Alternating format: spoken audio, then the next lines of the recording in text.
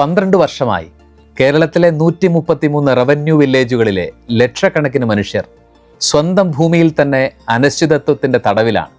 അവർ താമസിക്കുന്ന വീടുകൾ, കൃഷിഭൂമികൾ, വിദ്യാലയങ്ങൾ, ആരാധനാലയങ്ങൾ, വ്യാപാര സ്ഥാപനങ്ങൾ, ഇങ്ങനെ ഒരു ജനസമൂഹത്തിൻ്റെ സമ്പൂർണ്ണ ജീവിത വ്യവസ്ഥ തന്നെ ഇപ്പോഴും പരിസ്ഥിതി ലോല പ്രദേശം എന്ന നിർവചനത്തിൻ്റെ നിഴലിലാണ്.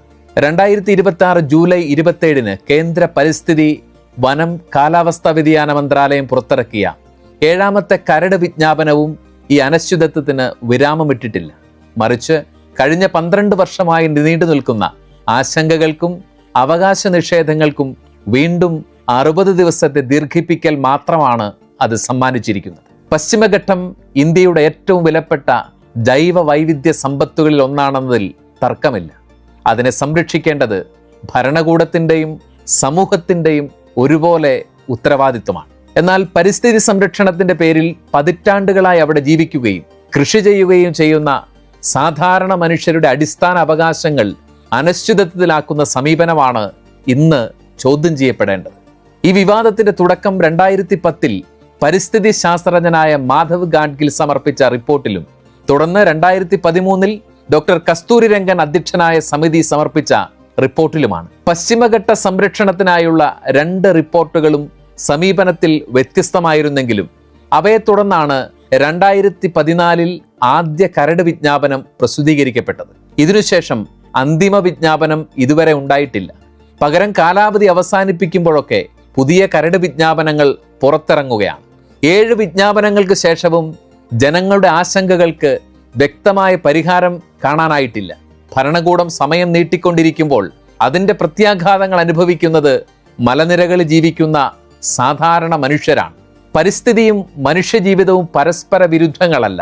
എന്നാൽ നയരൂപീകരണത്തിലെ കാലതാമസവും ഭരണപരമായ അലംഭാവവും കാരണം പരിസ്ഥിതി സംരക്ഷണവും ജനങ്ങളുടെ ജീവിതാവകാശവും തമ്മിലുള്ള കൃത്രിമ സംഘർഷമാണ് ഇന്ന് സൃഷ്ടിക്കപ്പെട്ടിരിക്കുന്നത്. അതുകൊണ്ട് തന്നെ ഈ ചർച്ചയുടെ കേന്ദ്രമാവേണ്ടത് കാടുകളല്ല, മനുഷ്യരാണ്. ഭൂപടങ്ങളല്ല, ജീവിതങ്ങളാണ്. കേരളത്തിൽ പരിസ്ഥിതി ലോല പ്രദേശമായി നിർദ്ദേശിക്കപ്പെട്ടിരിക്കുന്ന വിസ്തീർണം 9993.7 ചതുരശ്ര കിലോമീറ്ററാണ്. 2026 ജൂലൈ 27 കേന്ദ്ര സർക്കാർ പുറത്തിറക്കിയ 7ാമത്തെ കരട് വിജ്ഞാപനത്തിലും ഈ വിസ്തൃതിയിൽ മാറ്റമൊന്നുമില്ല. എന്നാൽ പഞ്ചായത്ത് വില്ലേജ് വിഭജനങ്ങളെ തുടർന്ന് ESA പരിധിയിൽ ഉൾപ്പെടുന്ന റവന്യൂ വില്ലേജുകളുടെ എണ്ണം 123 നിന്ന് 131 ഉയർന്നു. ഈ കണക്കുകൾ കേവലം ഭൂപടത്തിലെ രേഖകളല്ല. ഓരോ വില്ലേജിനും പിന്നിൽ മനുഷ്യജീവിതങ്ങളുണ്ട്, കുടുംബങ്ങളുണ്ട്, കൃഷിയിടങ്ങളും സ്ഥാപനങ്ങളും ആരാധനാലയങ്ങളും വിദ്യാലയങ്ങളുമുണ്ട്. അവയെല്ലാം ഇന്നും അനിശ്ചിതത്വത്തിന്റെ നിഴലിലാണെന്നുള്ളതാണ് യാഥാർത്ഥ്യം. കേന്ദ്ര സർക്കാരിന്റെ കണക്കുകൾ പ്രകാരം പശ്ചിമഘട്ട സംസ്ഥാനങ്ങളിൽ നിർദ്ദിഷ്ട ESA വിസ്തൃതിയുടെ കാര്യത്തിൽ മഹാരാഷ്ട്രയ്ക്കും കർണാടകയ്ക്കും പിന്നിൽ 3ാം സ്ഥാനത്താണ് കേരളം. എന്നാൽ ഈ കണക്കുകളെ സംസ്ഥാനങ്ങളുടെ ആകെ ഭൂവിസ്തൃതിയുടെ പശ്ചാത്തലത്തിൽ വിലയിരുത്തുമ്പോഴാണ് മറ്റൊരു ചിത്രം തെളിയുന്നത്.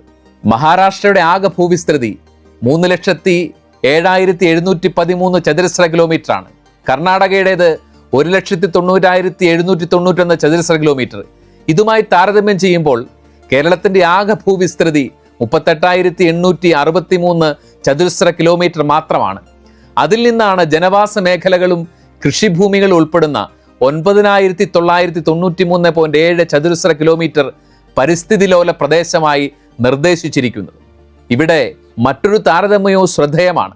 കേരളത്തെക്കാൾ 3 ഇരട്ടി വിസ്തൃതിയുള്ള തമിഴ്നാട്ടിൽ നിർദ്ദേശിക്കപ്പെട്ടിരിക്കുന്ന ESA വിസ്തൃതി 6,914 ചതുരശ്ര കിലോമീറ്റർ മാത്രമാണ്. ഏകദേശം 5 ഇരട്ടിയോളം വലിയ ഭൂവിസ്തൃതിയുള്ള ഗുജറാത്തിൽ അത് 449 ചതുരശ്ര കിലോമീറ്റർ മാത്രമാണ്. ഈ കണക്കുകൾ സംസ്ഥാനങ്ങൾക്കിടയിലെ ഭൂമിശാസ്ത്രപരമായ വ്യത്യാസങ്ങൾ മാത്രമല്ല, അതിർത്തി നിർണയത്തിലും പ്രദേശ നിർവചനത്തിലും സ്വീകരിച്ച സമീപനങ്ങളെക്കുറിച്ചും ചോദ്യങ്ങൾ ഉയർത്തുന്നുണ്ട്. കേരളം ഉന്നയിച്ച പ്രധാന ആവശ്യം വ്യക്തമായിരുന്നു.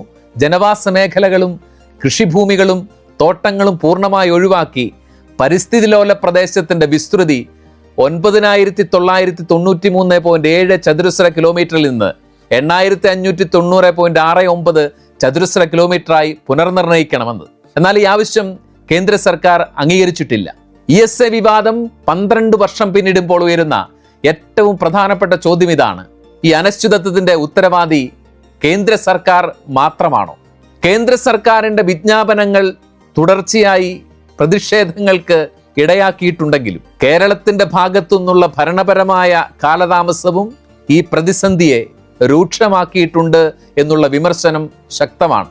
ജനവാസ മേഖലകൾ, കൃഷിഭൂമികൾ, തോട്ടങ്ങൾ, വനമേഖലകൾ എന്നിവ വ്യക്തമായി വേർതിരിച്ച് റവന്യൂ വില്ലേജുകളുടെ അതിർത്തികൾ കൃത്യമായി നിർണയിക്കുന്ന ഫീൽഡ് സർവേയും ശാസ്ത്രീയ മാപ്പിങ്ങും സമയബന്ധിതമായി പൂർത്തിയാക്കാൻ സംസ്ഥാനത്തിന് കഴിഞ്ഞില്ലെന്നത് ഈ വിഷയത്തിലെ ഏറ്റവും വലിയ പോരായ്മയായി ചൂണ്ടിക്കാണിക്കപ്പെടുന്നുണ്ട്. ഇതേ ആശങ്കകൾ നേരിട്ട മറ്റു സംസ്ഥാനങ്ങൾ സ്വീകരിച്ച സമീപനം ശ്രദ്ധേയമാണ്.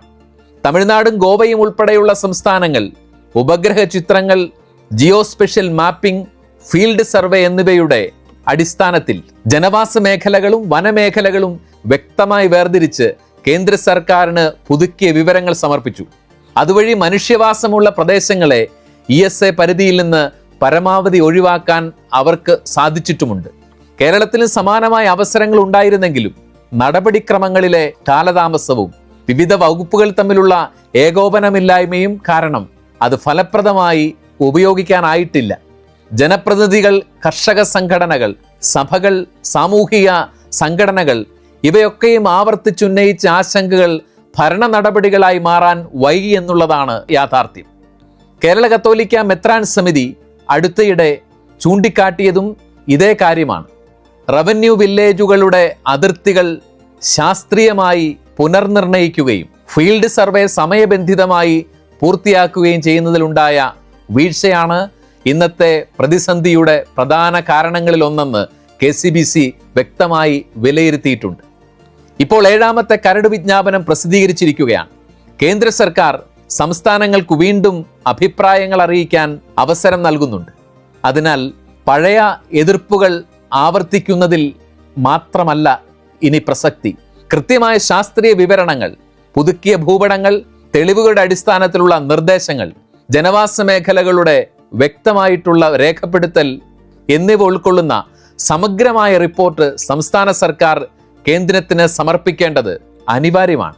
ഈ വിഷയത്തിൽ കേന്ദ്രവും സംസ്ഥാനവും പരസ്പരം പഴിചാരുന്നതുകൊണ്ട് പരിഹാരമുണ്ടാകുന്നില്ല എന്നുള്ളതും ഓർക്കേണ്ടതുണ്ട്.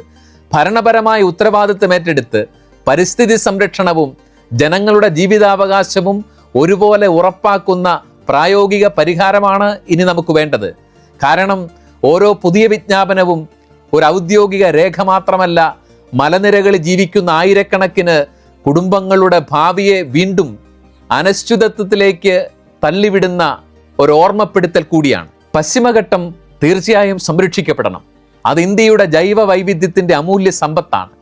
വനങ്ങളും ജലസ്രോതസ്സുകളും വന്യജീവികളും വരും തലമുറകൾക്കായി സംരക്ഷിക്കേണ്ടത് ഭരണകൂടത്തിൻ്റെയും പൊതുസമൂഹത്തിൻ്റെയും കൂട്ടായ ഉത്തരവാദിത്തമാണ്. എന്നാൽ പരിസ്ഥിതി സംരക്ഷണത്തിന്റെ പേരിൽ മനുഷ്യരെ അനിശ്ചിതത്വത്തിലാക്കുന്ന നയങ്ങൾക്ക് നീതിയുടെ മുഖമുണ്ടാവില്ല എന്നുള്ളതാണ് നാം ഓർക്കേണ്ടത്. മലയോരങ്ങളിലെ മനുഷ്യർ കാടിന്റെ ശത്രുക്കളായിട്ടല്ല, സർക്കാർ നടപടികളുടെ ഭാഗമായി പതിറ്റാണ്ടുകൾക്ക് മുമ്പ് കുടിയേറുകയും കാടിനെ കൃഷിഭൂമിയാക്കുകയും മാറ്റിയവരും കേരളത്തിന്റെ കാർഷിക സമ്പദ് വ്യവസ്ഥയ്ക്ക് കരുത്തേകിയവരുമാണ് കുടിയേറ്റ ജനത. പ്രളയവും ഉരുൾപൊട്ടലുകളും വന്യമൃഗശല്യവും വിലത്തകർച്ചയും അതിജീവിച്ചിട്ടും കൃഷി കൈവിടാതെ തുടരുന്ന ആയിരക്കണക്കിന് കുടുംബങ്ങളാണ് ഇന്ന് ESA അനിശ്ചിതത്വത്തിന്റെ ഏറ്റവും വലിയ ഇരകളായിരിക്കുന്നത്. അവർക്ക് നിശ്ചയമായും നീതി ഉറപ്പാക്കേണ്ടത് സർക്കാരിന്റെ കടമയാണ്. 12 വർഷമായി തുടരുന്ന ഈ അനിശ്ചിതത്വം വഴി ഒരു തലമുറ മുഴുവൻ അവർ പിറന്നു വീണ മണ്ണിൽ താൽക്കാലിക അവസ്ഥയിൽ ജീവിക്കാൻ നിർബന്ധിതരാകുന്നത് ഒരു ജനാധിപത്യ സമൂഹത്തിന് തീരെ അഭിമാനകരമല്ല. പശ്ചിമഘട്ടത്തെ സംരക്ഷിക്കുന്നതും അവിടെ ജീവിക്കുന്ന മനുഷ്യരെ സംരക്ഷിക്കുന്നതും പരസ്പര വിരുദ്ധമായ ലക്ഷ്യങ്ങളല്ല. സുസ്ഥിര വികസനത്തിന്റെ അടിസ്ഥാന തത്വം ഇവ രണ്ടിനുമിടയിൽ നീതിപൂർവമായ സന്തുലനം കണ്ടെത്തുക എന്നുള്ളതാണ്. പരിസ്ഥിതി സംരക്ഷണം മനുഷ്യനെ ഒഴിവാക്കിയുള്ള പദ്ധതിയാകുമ്പോൾ അത് ജനദ്രോഹപരമായിട്ട് മാറും.